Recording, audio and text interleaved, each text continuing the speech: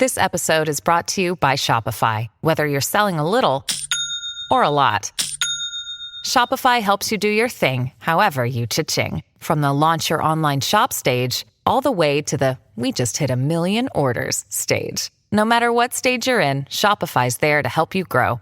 Sign up for a $1 per month trial period at shopify.com/special offer, all lowercase. That's shopify.com/special offer. Brew Strong is brought to you by Blickman Engineering, home of the Riptide. Visit them online at blickmanengineering.com.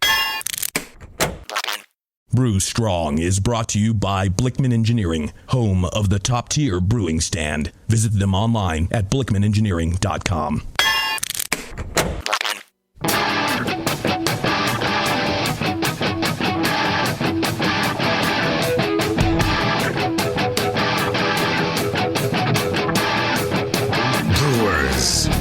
It's time for the beer radio you've been looking for. This is the show that dispels myths, tackles the toughest topics, and makes no apologies for geeking out on beer. Hosted by two guys that drink before they think, Jamil Zainasheff and John Palmer. This is Brew Strong. Hey, howdy, hey, my brewing brothers and sisters. Greetings, cretins. Guys, I need a catchphrase. Yeah, you do, man. Ow, that hurts. There you go. I like that.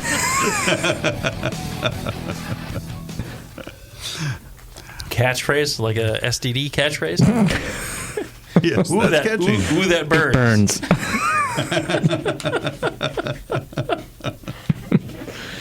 It burns.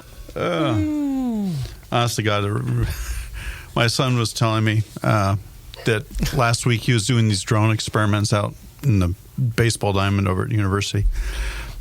He managed to kneel down on top of a fire ant nest without realizing it for several minutes until he realized that there's his junk was on fire. Yeah, and all these ants crawling over his equipment, and it's like, why is my leg burning so much? And he's got like multiple ant bites on his leg now, so I guess it doesn't speak well for my genetic line in terms of reaction time, but I suppose it's kind of amusing. Just spin it the other way. Just say you have high pain tolerance. Yes, how tough you guys are. That's right. Thinking about our it. Viking ancestry, yes. Yeah, There you go. I would say that, John, your reaction time is really... I mean, we can get a calendar and measure it for you if you want. Yeah. You're not known for your lightning reflexes, I would say. That could be true. Yeah. Rapier wit, but yeah. slow response time. Yeah. Don't be using a rapier. Yes. Just, yeah. Very true, yes. I would consider you more the broadsword kind of guy. Right, okay. And the rapier kind of guy. Mm-hmm. Yeah. Yeah. Actually, I've been wanting to build a battle axe. Maybe battle axe, yes. Yeah. You haven't been home to use your forge. Well, actually, I have. I was making some Damascus just a couple weeks ago, and cut my thumb on it yesterday, in fact, as I was polishing it. Your lightning reflexes. Yes. Yeah. Yeah, well, I think it's almost a requirement that you cut yourself on a new blade. It's kind of like christening it or something, proving the first steel. blood. Yeah. You got to give it that first feeding and proper sword steel. Yeah, don't they usually use like goats or something for that? Yeah, plunge it into a some sort of poor farm animal. Yeah, I'm kind of limited to squirrels at our place. Yeah, so you're sticking to smaller blades. Yeah. Right. Or the odd chihuahua on a spit. Yeah. Yes. Although fun you should mention. He's an urban forager. I'm just saying. But I did have an opportunity for a bear about a month ago. Yeah. I was headed to the airport early one morning, and noticed this, came around the corner, and here's this large This guy. black dog running in front of the truck. Oh, okay. And I thought to myself, Different kind of bear. I was thinking as a, proximity to San Francisco or whatever. I was just thinking you're talking something completely different. Yes, a very large, fat, wide black dog, which turned out to be, in fact, a bear, running in front of me. And but it managed to get off the road before I got too close. If it had been Chris White, it would have been all over for that bear. But, Chris White has been known to murder an animal or two with his RV. That's right. Yeah, you were in the RV at that time, too. That's right. You weren't sitting in the passenger seat when that thing was like, Yeah. You saw its final moments. The panicked expression in its eyes. I think I saw its final moments and my final moments. We exchanged in our eyes at the time that it went under the bus. Yes. Yes. That was funny. He's like, what should I do? I'm like, just keep rolling, man. Yeah, keep going. There's nothing to recover on that thing.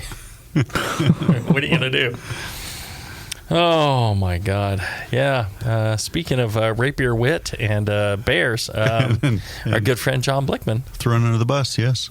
Gets thrown under the bus pretty much every show with regularity. Right. But, he's got a great sense of humor, and so he that's what he's told. We keep repeating that so he doesn't get pissed off and cut the funding for the show. Right.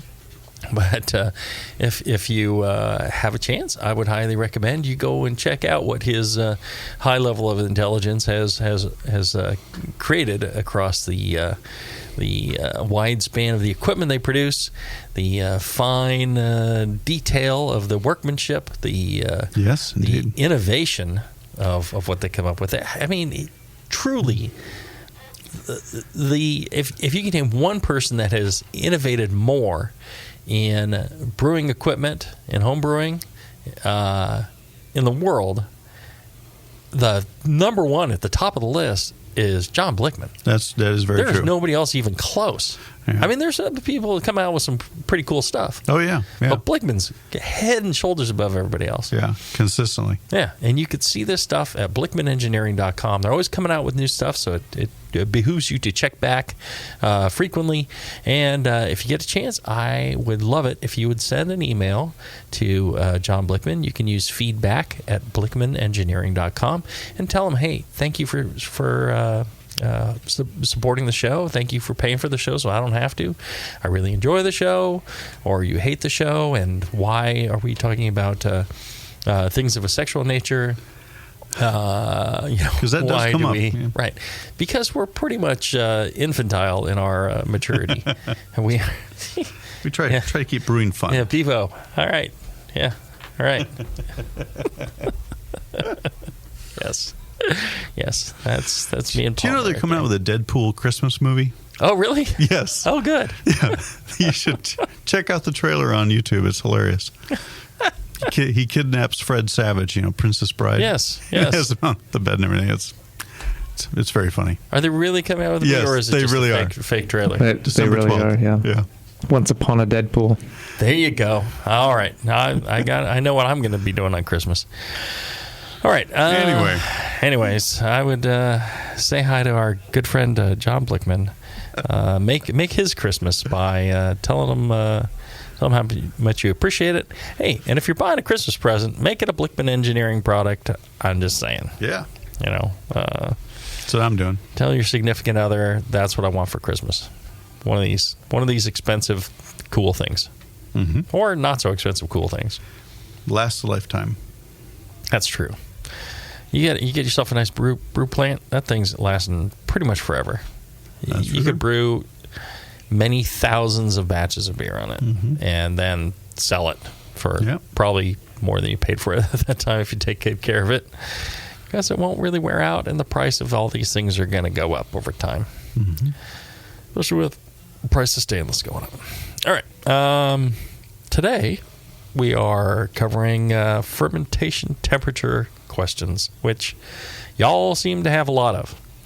Temperature questions, and a lot of them about kind of maintaining temperature and how to control temperature, and why and what ramps to use and things like that. Now, at the end of the show, Steve, you're going to be able to try to guess what the theme of today's Q&A has been. Oh, how fun. What the next question will be. So it's a game show. Yeah. What the topic is going to be of the next question. It's great.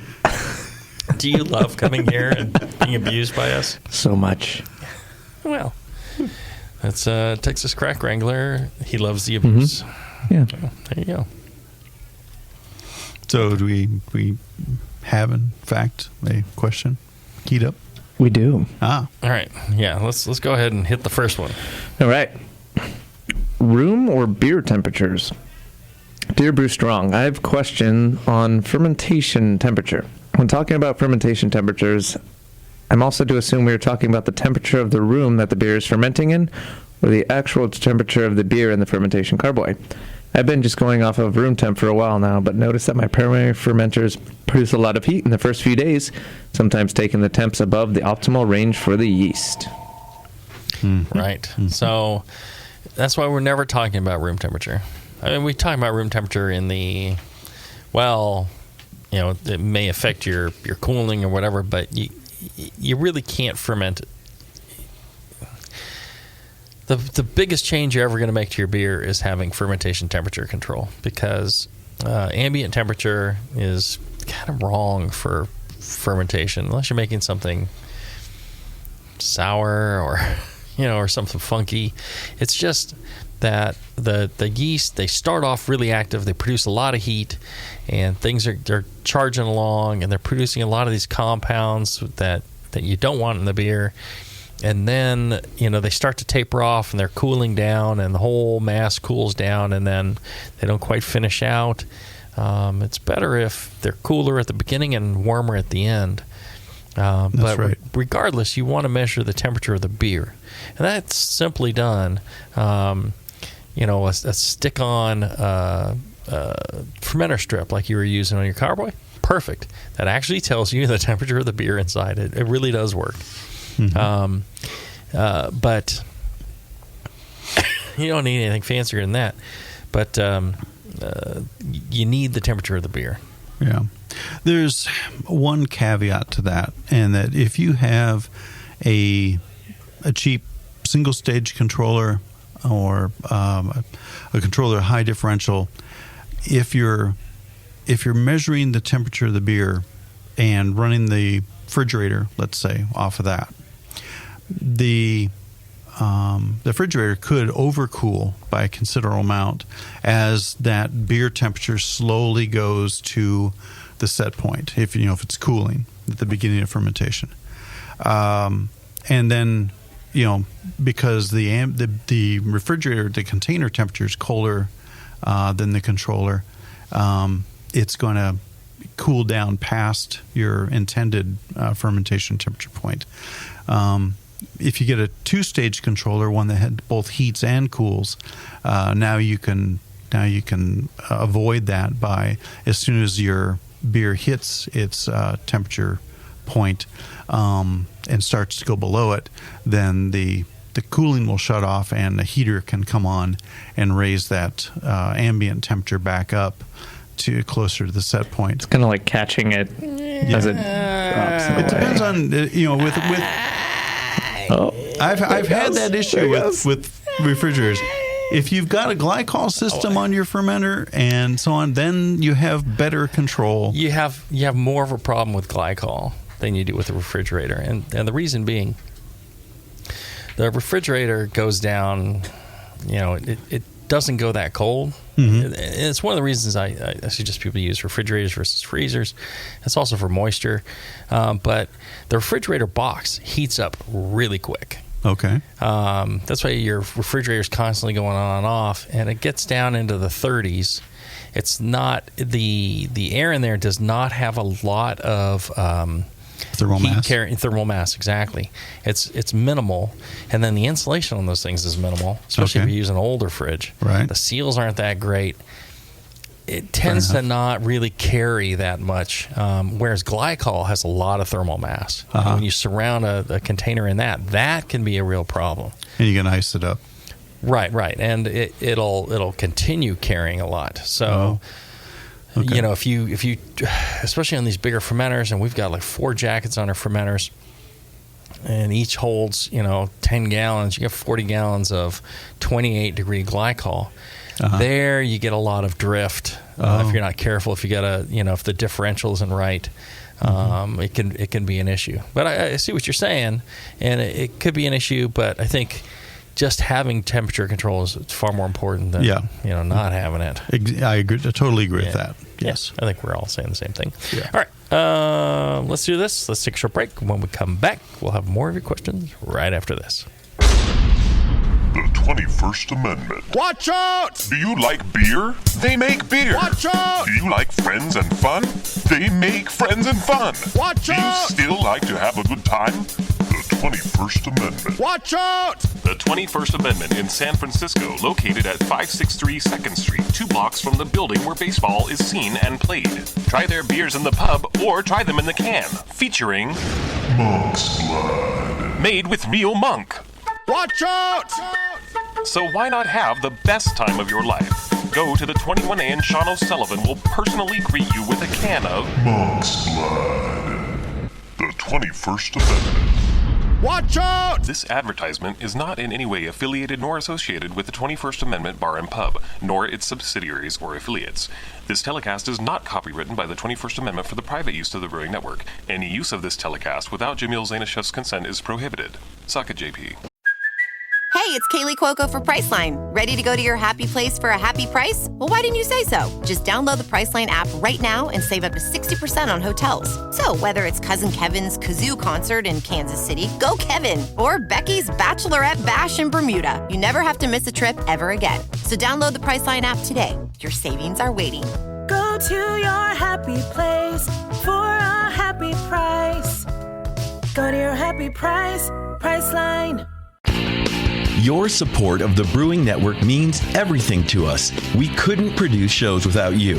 And we love giving you something extra for that support, like Brew Your Own magazine. You already know it's a great brewing magazine full of recipes, equipment how-tos, discussions of beer styles, and brewing techniques. Whether you're new to brewing and just starting out or you're an old pro, you'll always learn something from the articles in Brew Your Own. Plus, there are amazing special issues like plans for building a Brutus 10 system, 250 classic clone recipes, and the Homebrewer's Answer Book. Brew Your Own magazine and BYO.com are awesome resources for any brewer, whether for yourself or as a gift. When you subscribe or resubscribe from the Brewing Network homepage, you directly support programs like this. Get a great magazine and support the Brewing Network.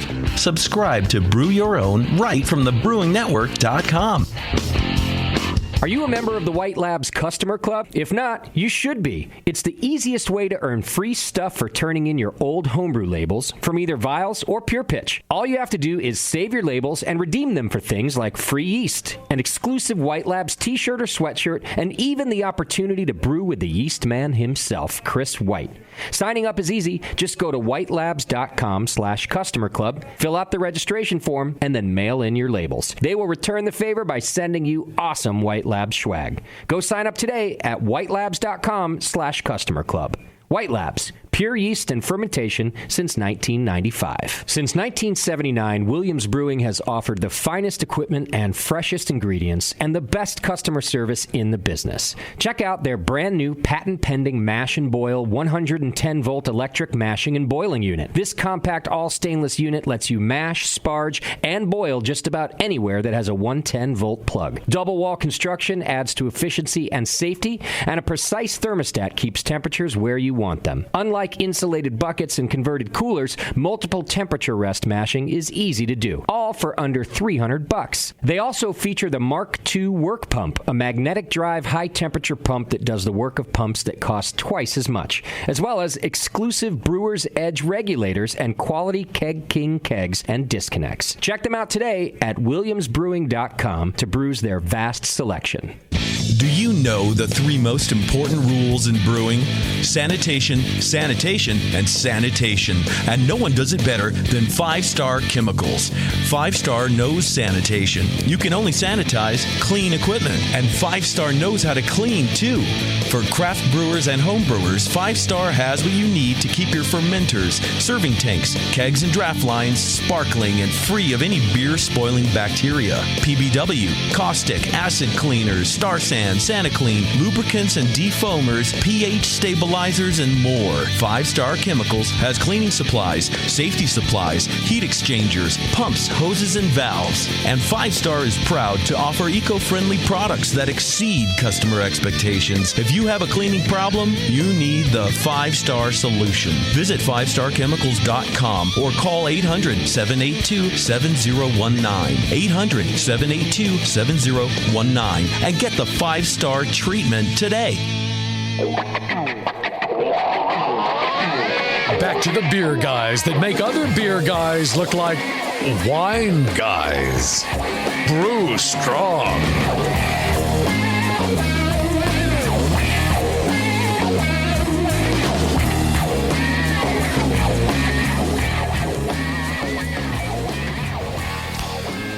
All right, we're back. Check out the AHA. They have a deal going on right now. If you go to thebrewingnetwork.com, you use the offer code BN2018 when you sign up for a new membership, or I believe when you renew your membership through the Brewing Network, you're going to get a free copy of either Wild Brews or Farmhouse Ales, and I believe BCS, Brewing Classic Styles, is also part of that option. Right. Use the offer code BN2018 and support the AHA and the Brewing Network at the same time. All right. Next question, pornographic Stephen. All right, this one's from Herbert. Is it about fermentation temperatures? Yeah. How'd I guess? Actually, fermentation temperature ramps. Ramps. Mm-hmm. Herbert, bringing it strong. Hey guys, grateful for the show. My question is about fermentation temperature control. I'll ferment on the lower end of the temperature range depending on the lab's recommendations. I'll always start at the low end for 2 to 4 days and start ramping temps up 2 degrees every 2 to 3 days. What are the benefits of this? Would a beer benefit from all the characteristics the strain of yeast has to offer at all temps? Or is the final temperature I ferment out at what I get in final beer? Is this necessary, or would a 1 temperature in the lab's recommended range suffice with a final ramp to ferment out? I got a few things to say about this. So, the recommended temperatures, I hear this all the time. You know, talking about something or one of the recipes in Brewing Classic Styles, something people think, you know, the lab's recommended temperature is blah blah blah. I'm like, well, doesn't really matter what the recommended temperature is. Yeast will work. Most yeast will work down. Even ale yeast will work down into the the 50s. Yeah, upper 50s. 12 to and up to into the 90s before they conk out. 90s Fahrenheit. So really it'll work in any range. And what you're looking for is the ideal character that you want to achieve. And it doesn't matter what the lab is saying. The lab's saying, well, this is what we tested it at, and it seems to produce these flavors. That's great. Thank you. But not as useful as you'd think. It's more important to try it yourself and to see where it's going to work in your situation, how you're doing it. So I wouldn't always go to the low end of the recommended and go up from there. Sometimes that may work, sometimes not. What are you achieving by that? You're not going to get the full expression of the yeast across all those temperatures. I think that's what they're asking, is like, am I getting everything that I'll do? I think that the character of the beer, would you agree, John, is pretty much determined by the earlier part of the fermentation versus the end. The end is about kind of cleaning up the byproducts, byproducts, and acetaldehyde, diacetyl, your VDKs, So generally, I do like to start a degree or two cooler than what the median, and then I tend to kind of hold around there and then raise up towards the end. Mm-hmm. Yeah, I agree. The beginning of the fermentation is when lots of yeast growth is happening, and yeast growth is where most of the byproducts, most of the fermentation character is being built. Your esters are building then. And the faster the faster the yeast grows, the more byproducts they're going to kick out. And if you think about it like a guy sitting in a cubicle, he's got work coming in, he's doing work, and he's putting out his product, or in the case of the yeast cell, they're taking in nutrients, they're metabolizing those nutrients, and then as they produce the ethanol and carbon dioxide, which are like the very end products of that metabolism, the lowest possible state, the yeast has to go through a couple of steps to produce ethanol and carbon dioxide. Acetaldehyde is an intermediate step in the production of ethanol. So if the yeast cell is growing really fast, taking in nutrients very fast at the beginning of fermentation, they're not going to hang on to that acetaldehyde to break it down at ethanol. They're just going to kick it right out of the cell. And so you end up with a high amount of acetaldehyde in the final beer. If you don't give the enough yeast with enough temperature and activity to clean that up, then you're going to have acetaldehyde in the final beer.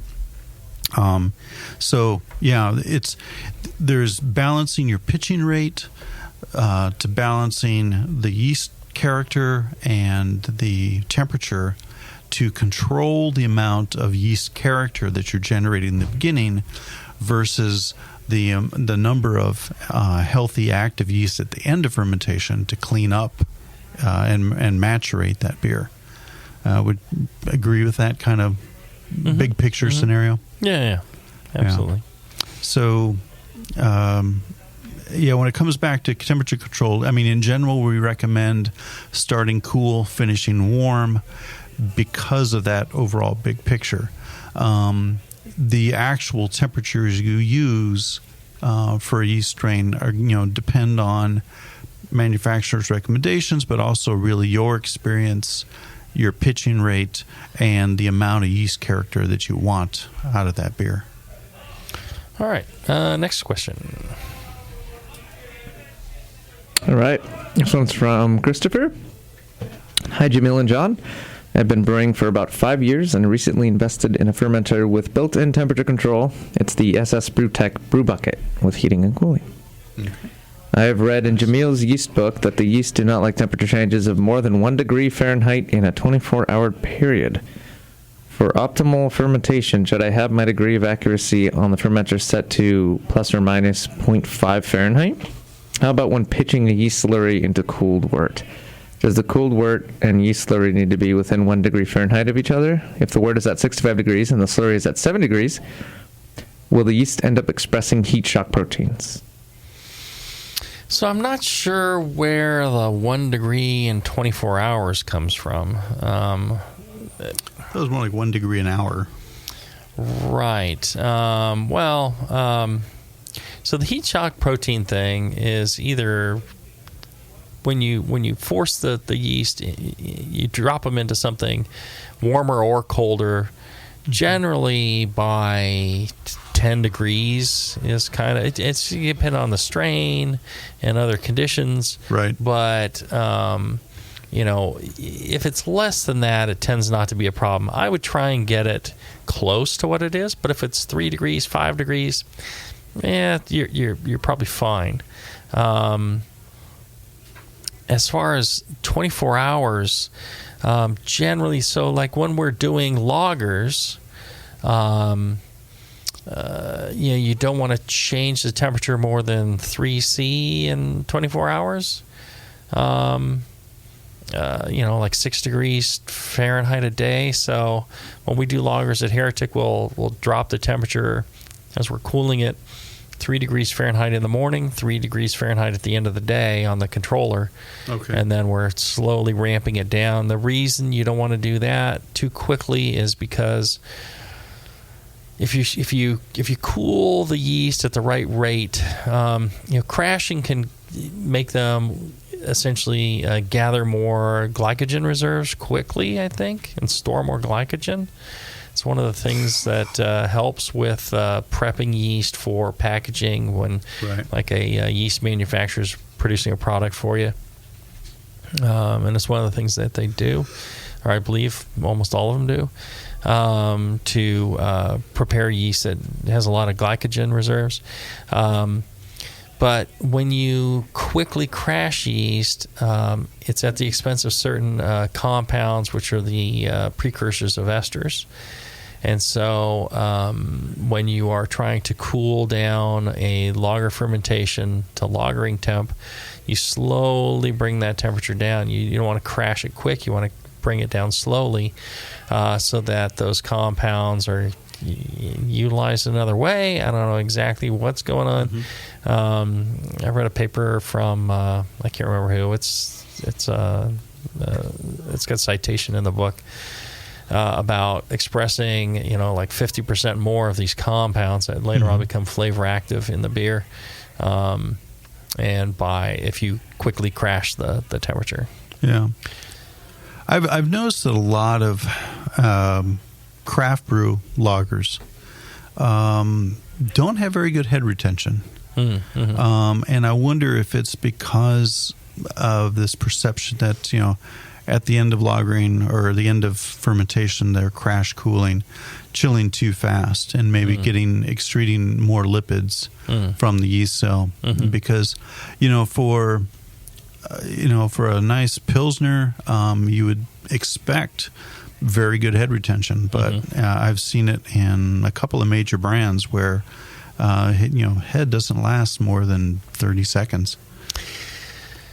I think there's a few things going on there, and one is I think we've become kind of spoiled with these high hop beers, which tend to have really good head retention, and a lot of the lagers won't have that much in the way of hops. The other is, if you look at some of these, German Pilsners, they tend to be higher carbonated a lot of times. And so, or served, you'll see some that are served at higher carbonation and much more aggressively, where you're filling, quite a bit of the glass with foam and to develop that head.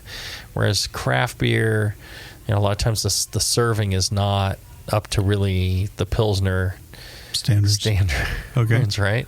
So I don't, because a lot of times the beers they're used to serving are these highly hopped IPAs that tend to have real good head retention because of all the hop compounds in there, and the high malt levels, and whereas the Pilsners tend to be lower malt levels, less hops. Yeah, that's true. Less residuals.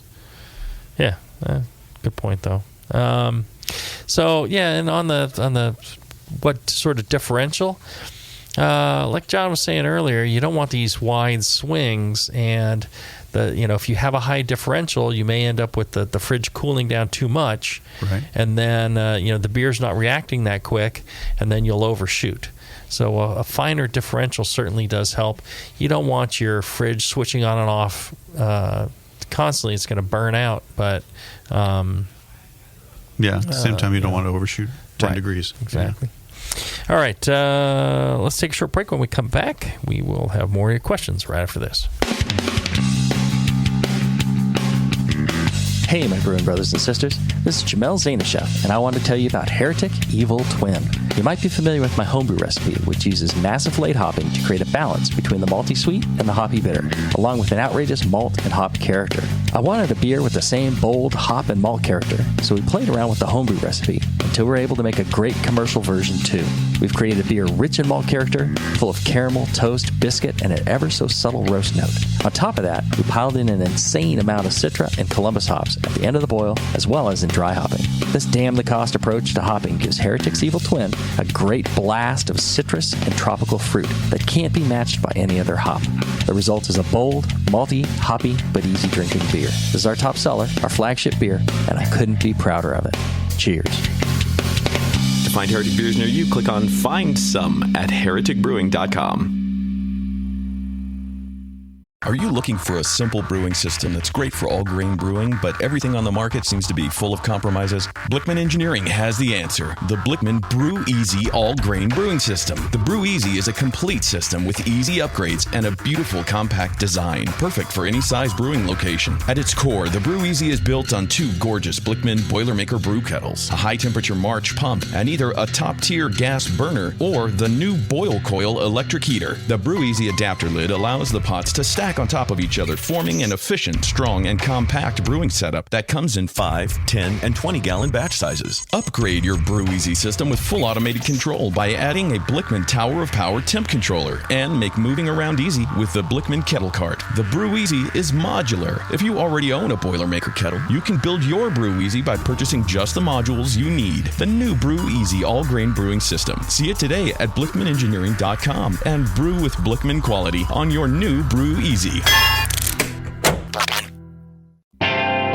Brewing great beer is a process of continuous learning, and the best books on every aspect of brewing can be found at Brewers Publications, with more than 50 awesome titles like Modern Homebrew Recipes by Gordon Strong, Designing Great Beers, the Ultimate Guide to Brewing Classic Beer Styles by Ray Daniels, American Sour Beers, Innovative Techniques for Mixed Fermentations by Michael Tonsmeyer, For the Love of Hops, The Practical Guide to Aroma, Bitterness, and the Culture of Hops by Stan Hieronymus, and Radical Brewing, Recipes, Tales, and World-Altering Meditations in a Glass by Randy Mosher, plus many, many more. These are the books and the authors with the knowledge to push your brewing farther than you thought possible. And you'll find them all at fine homebrew and book retailers everywhere. And visit the website at brewerspublications.com. Brewers Publications, all the best on beer and brewing.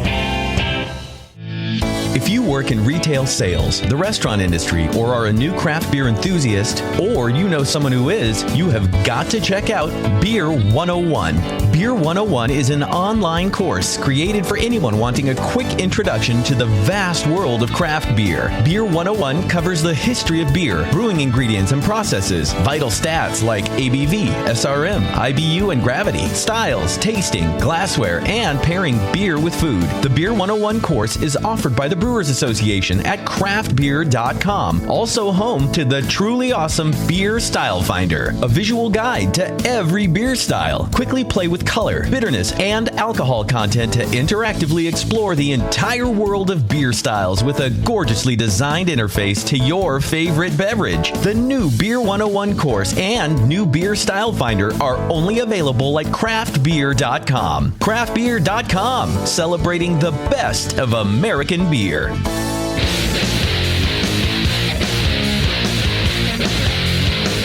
Back to the two guys that know how to turn beer into beer. This is Brew Strong. All right, we're back. I want to tell you about White Labs and their pure liquid yeast. It means better beers. White Labs boasts the highest concentration of yeast in the industry thanks to their patented flex cell technology and pure pitch packaging. The yeast delivered using these innovations are propagated in all grain wort, providing the perfect nutrients for growth and optimal performance.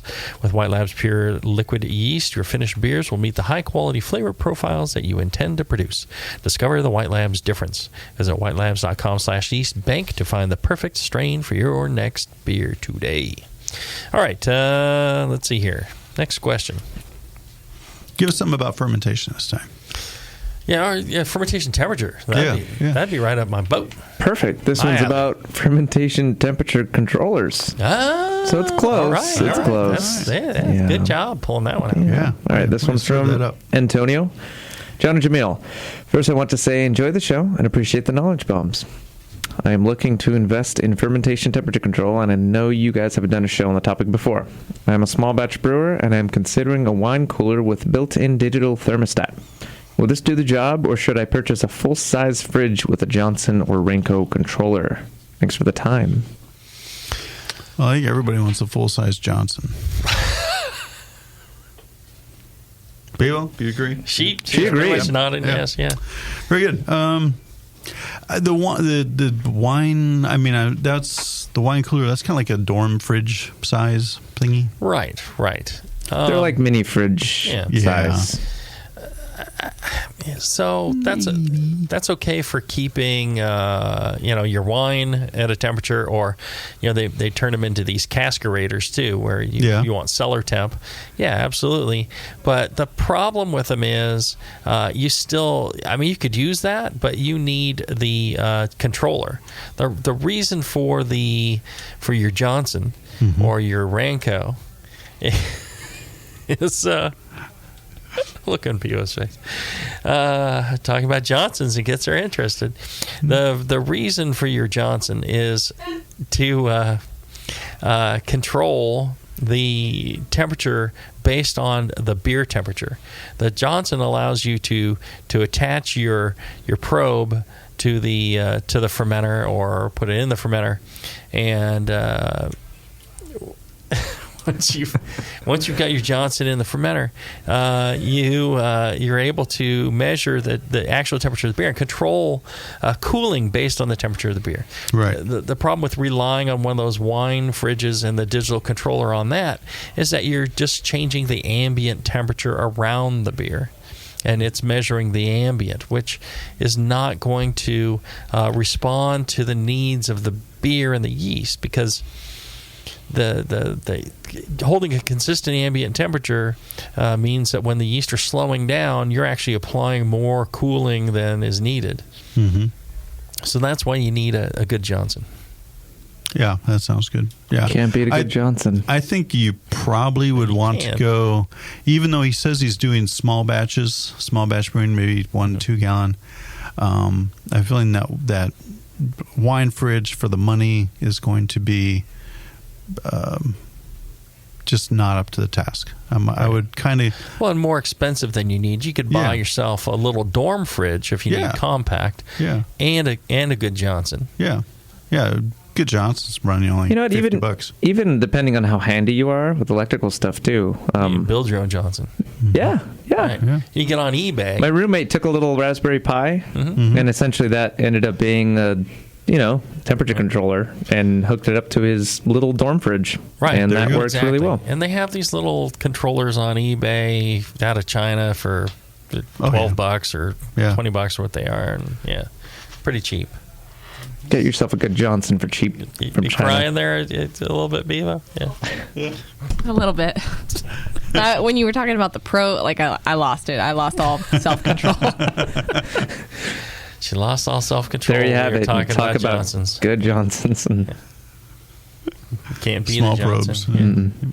probes. All right. This is why we get all the best sponsors. That's right. It's quality. Quality, not quantity. It's the same thing you want in a Johnson. Right. 2-stage preferably. 2-stage is better, yeah. 2's better than 1. Okay. Next question. This one's named Temperature Control Ripples. Ripples. See, there's another thing you want in a Johnson. Yes. Right. Some good ripple. Gentlemen. John and Jamil. Gentlemen. They're just gentlemen. Yeah. This person obviously hasn't listened. For fermentation temperature control at my kegerator, I use hysteretic on and off temperature control modules. These allow me to set the hysteresis Yes. set point compressor delay, etc. During fermentation, how much temperature ripple would you consider to be too much? During storage in kegs, would a few degrees of ripple matter at all? My controller, an STC 1000, allows me to get about 0.75 degrees Fahrenheit of ripple during fermentation if I only use it for heating. Use a heating pad and set the fridge to a lower temperature. The sensor is taped to the side of the carboy with some insulation covering it to keep out the ambient temperature, so I consider this to be close to the actual ripple that is seen by the fermenting liquid. So I think there's two questions there. One is like when you're storing finished beer, can you do a few degrees swing? Yeah. I think generally when I'm storing finished beer, like a refrigerator, generally it's no cold. Controller. Right. Yeah, it keeps it. There's no. The reason you need temperature control of fermentation is that the yeast are producing heat at different rates at different times of the process. Mm-hmm. That's what you're trying to control. Once it's done and it's finished, there's no heat being produced, so a regular fridge will keep the very constant temperature on that beer. It may swing by maybe a quarter of a degree, if anything, because it's a large mass of liquid. Right. And as long as the ambient is regularly refreshed to whatever below 40 you're doing in a food fridge, it's good. You don't have to do anything. You don't even need a controller on that. When you're trying to control fermentation temperature, the tighter the control you can have, the better. The more consistent the yeast activity, because temperature controls activity. Right. But you can wear out your compressor by cycling it on and off. But if you've got an anti-short cycle delay, still the more on and off cycles you do on the refrigeration equipment, the shorter amount of time it's going to last. So you're kind of trying to balance that. Generally, a 1 degree swing is considered okay. I wouldn't want it to be like 3 degrees. Right. That can still be okay, but you're kind of pushing your luck. Yeah. 2 degrees is kind of common for your Ranco and Johnson controllers. So, yeah, well, 1 and to if you 2. set it to 1 and it's above and below, then you end to get too much cycling. You get about 2 degrees, total range. Because the problem is, if the yeast feel like, okay, everything's cooling down, it's towards the end of fermentation, they start to drop out. Yeah. And you don't want to encourage early flocculation. Right. Premature yeast flocculation is a big issue. Especially with misuse of your Johnson. Right. Mm-hmm. That's right.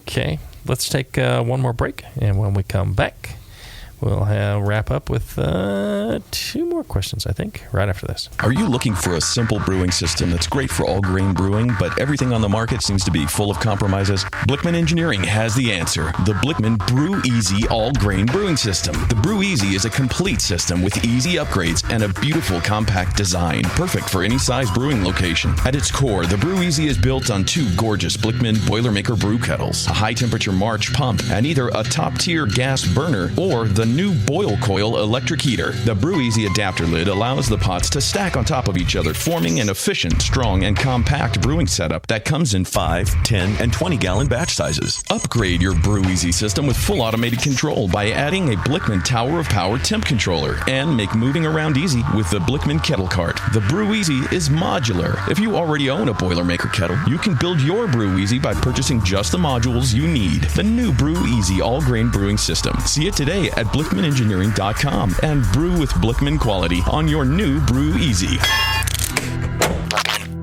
Since the first time the Brewing Network microphones turned on, More Beer was behind it. More Beer sponsors the programming on the BN because, like you, they love brewing. And like the Brewing Network, they love sharing their knowledge. Morebeer.com isn't just a website to place your next equipment or ingredient order. Morebeer.com also gives you access to free beer information that will make you a better brewer. Go to morebeer.com and click into the Learning Center. You'll find podcasts, technical facts, video tutorials, and more, including access to The Buzz, More Beer's social network of more than 5,000 members. And some of them might even be crazier about beer than you are. Get over to morebeer.com today and take advantage of The Buzz, the forum, the Learning Center, and make sure you're signed up to receive the newest More Beer catalog. More Beer, bringing you absolutely everything for beer making. This episode is brought to you by Shopify. Whether you're selling a little or a lot, Shopify helps you do your thing, however you cha-ching. From the launch your online shop stage, all the way to the we just hit 1 million orders stage. No matter what stage you're in, Shopify's there to help you grow. Sign up for a $1 per month trial period at shopify.com/special offer, all lowercase. That's shopify.com/special offer.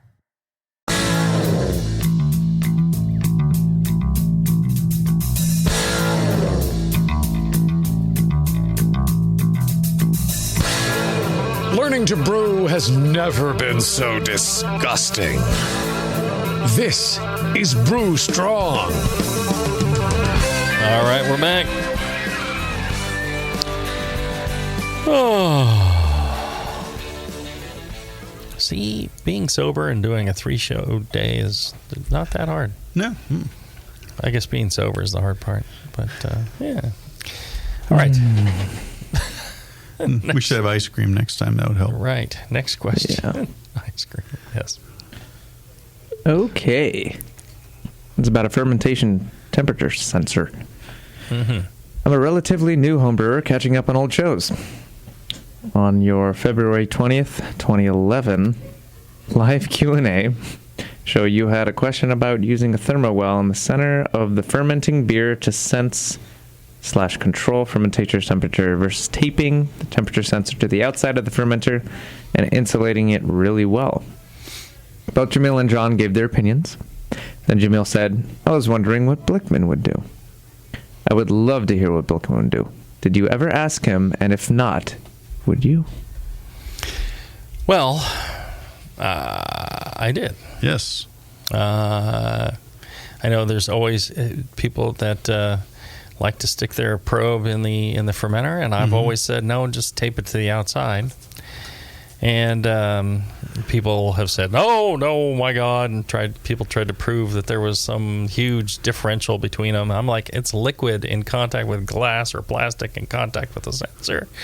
Convection, and convection. It's the temperature. Well, our good friend John Blickman, I forwarded him the email, and his response was, I have actually ran an experiment to test out this is why John Blickman is John Blickman. I ran an experiment to test out this situation a number of years ago to ensure that I had no instrument measurement error from normal instrument to instrument tolerance. I used the same probe and probe reading device both inside and outside of the conical. So he wasn't even using different equipment. It's exact same equipment on both measurements. Right. What I was looking for was an accurate delta T, not necessarily an absolute accurate temperature. The sensor I used, so he's looking for the difference between measuring inside and measuring outside.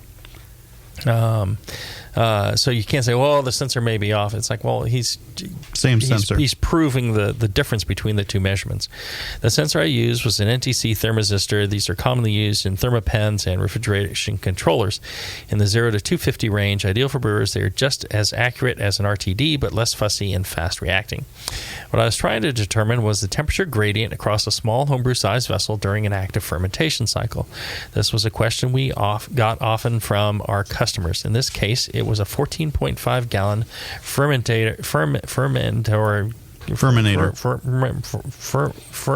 conical.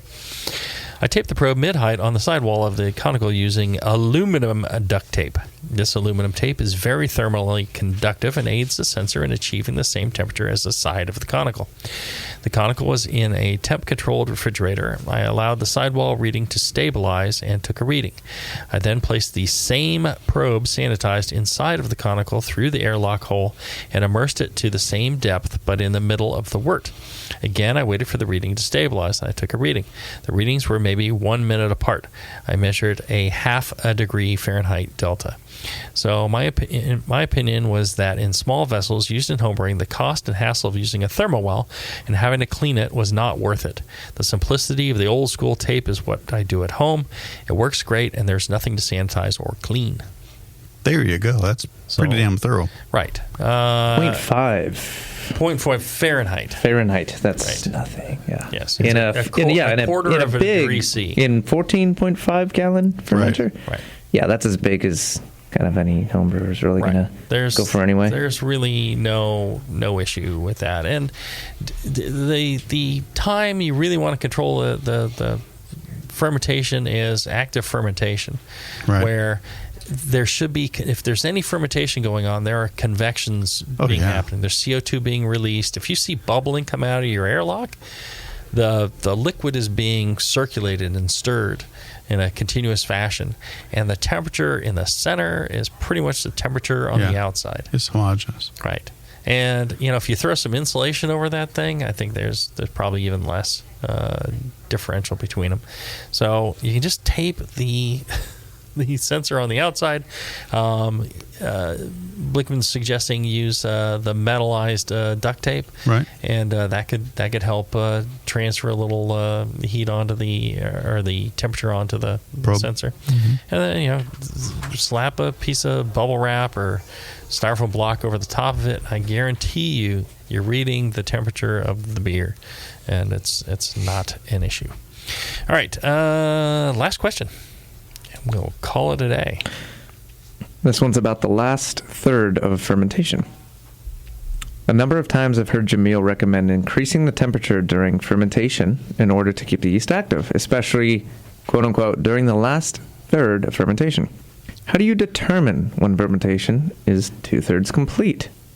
I know there's a great deal of subjectivity involved, but I'm hoping for the best objective, measurable guidelines you can offer. For example, if I'm fermenting a 1.080 wort that I expect to reach a final gravity of 1.014, does the last third of fermentation start at around 1.036, which is 44 points into the expected total of 66? Right. So clearly the answer, how do you know a beer is 2/3 of the way through fermentation, is when there is 1/3 left. Then you are 2/3 of the way through fermentation. Wouldn't you agree? Yes, that's right. I think that's clearly the answer. That was the answer. So yeah. Now, right. So I've said this multiple times, and really, you could measure the gravity, and you could do that. Generally, what I'm trying to the behavior I'm trying to convey is, as you see fermentation. So fermentation, starts out a little slow, and then it takes off, and it's raging, and it's going and going and going, and it seems pretty consistently raging, and then you see it start to taper off, and it's starting to taper off around the last third, right? When you say, John, of fermentation, it's at that point when it looks like it's starting to slow at all that I like to take the cooling off and let it rise a little bit, or just back off on the cooling, raise the temperature a degree or two on the controller, and let it keep going at an active pace. I don't want to force it to slow down. I want to let it keep going as long as possible. Right. And so that's the point we're trying to get across is, keep the fermentation active as long as possible. Right. Don't keep the yeast active. Let them macerate the beer. And the warmer it is, the more active they are, the better they'll do that. Yeah. And it could be pretty a third. Approximate. It could be 2/3 of the way through fermentation. It could be 3/4 of the way through fermentation. It could even be 4/5. But the point is, towards the end, activity is slowing down. try to raise the temperature and keep those yeast active so they clean up the diacetyl and acetaldehyde. You don't have to nail it on like a hundredth of a gravity point. Right, exactly. Yeah. And it's going to vary from yeast strain to yeast strain, recipe to recipe. Exactly. But the point being, try and keep the yeast active. Right. So maybe not a third, maybe a half, maybe 3/4. When it starts falling. Right. When you see it start to slow down, back off on the cooling a little bit, raise it a couple of degrees.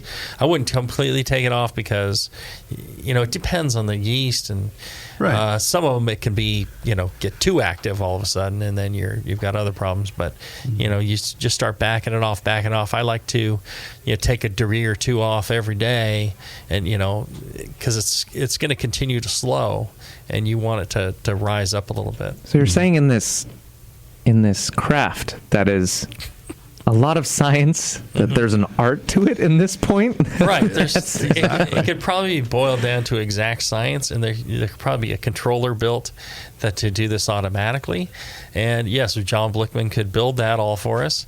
If he listened to the show, he'd probably hear that idea and he'd go for it and make build something it. for it, yeah. But on the downside, if he listened to the show, he'd probably cancel his sponsorship. So it's a two-edged sword. It's a two-edged sword. Mm-hmm. We'll have to mention it to him at some point separately. Yeah.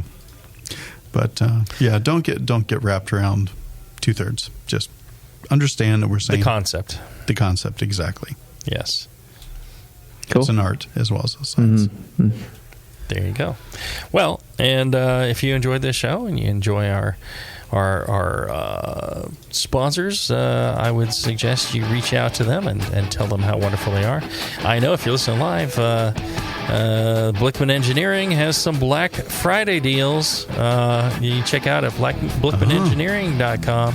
Sweet. Jump on there right now and get yourself maybe some new sweet Brew Easy system or any the Cornicle or so many of the great things. Terminator. Terminator, yeah. Literally any kind of temperature controller.